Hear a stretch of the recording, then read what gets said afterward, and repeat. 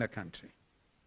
Honorable Muturi has been seeking answers for the past 6 months, and they have not been forthcoming to someone so senior in the Kenya Kwanza regime. So senior should be a matter of grave concern to all of us. Following Honorable Muturi's statement, the Director of Criminal Investigations, Mr. Amin, invited the Cabinet Secretary to record a statement. If the idea was to cower Honorable Muturi into silence, they picked on the wrong man. If the bombshell of the Sunday statement was not enough, Honorable Muturi's signed statement clearly and squarely pointed the blame at the main culprit behind the inhuman abductions. A man who joked, made light of the abductions and Gen Z's demonstrations, a man who placed one phone call inside of the State House Nairobi Pavilion to the National Intelligence Service Director General, Nuruddin Haji, and had Leslie Muturi released within an hour.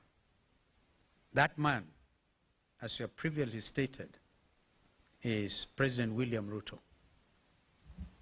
Fellow Kenyans, the revelations by Secretary Muturi on the identity of the Commander-in-Chief of the abduction squads is quite telling. If the Attorney General of the Republic of Kenya cannot get answers to the whereabouts of his son, who can?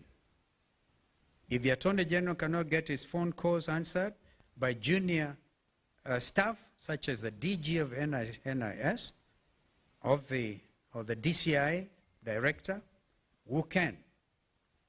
If the then Interior Cabinet Secretary, Professor Kithure Kindiki, and PS Raymond Omolo are furnished with lies by their juniors, what is the state of the Kenya Kwanza regime? Fellow Kenyans, the Kenya Kwanza regime has established command and control structures outside of the Constitution of the Republic of Kenya, carrying out illegal and criminal activities against Kenyans. We have actually since established that some headquarters of this abduction squad was somewhere near Ruaraka. As we have previously stated, William Ruto is a commander-in-chief of the abduction squads. This has been clearly demonstrated by his own public pronouncements on the abductions, as well as those of his conceited cronies in government. Kenyans and the international community should read between the lines.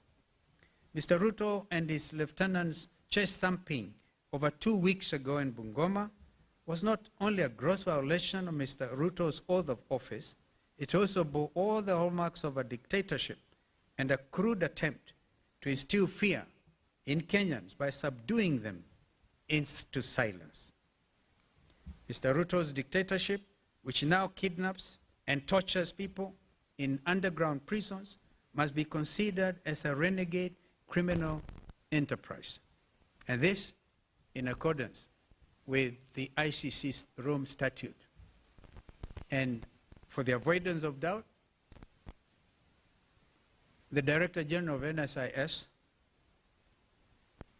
could not be held responsible alone. The ICC statute talks about the person bearing the highest responsibility. And that is not Nuruddin Haji, that is William Samoei Arap Ruto. The People's Loyal Opposition will not sit back and allow this disgraceful attempt to take us back into the dark days of fear and oppression. We shall lead from the front. We've actually demonstrated leadership from the front because we've been in court. We'll fight them in court, we'll fight them in the streets, we'll fight them everywhere. We demand that Mr. Ruto respects Kenyans and the oath of office he has sworn to preserve under Kenya's Constitution 2010. We also demand the immediate release of the remaining abductees.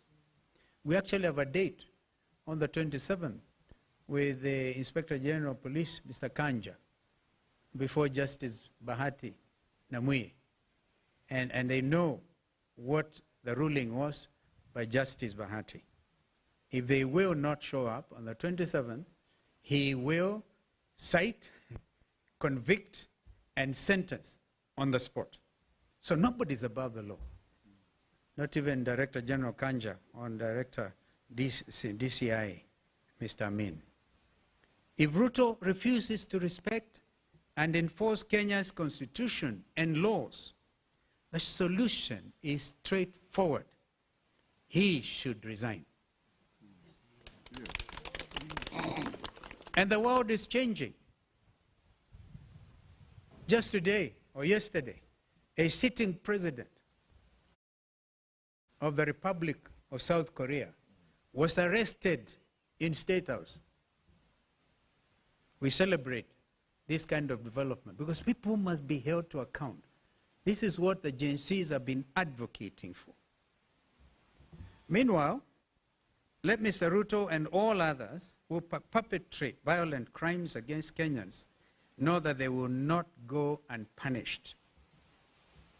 On the Independent Electoral Boundaries Commission, IBC, we have been very clear and consistent and followed the law at all times. Those who are barriers to the establishment of the IBC selection panel are puppets of Mr. Ruto. They bear the highest responsibility in the current constitutional crisis and an attempt to pre-rig the 2027 general elections. We will not allow that to happen. And I will ask my brother Kioni to respond to some of the remarks by some of these renegades who can even say they know how to manufacture presidencies beyond 24 years. These renegades must be called out. Lastly, for avoidance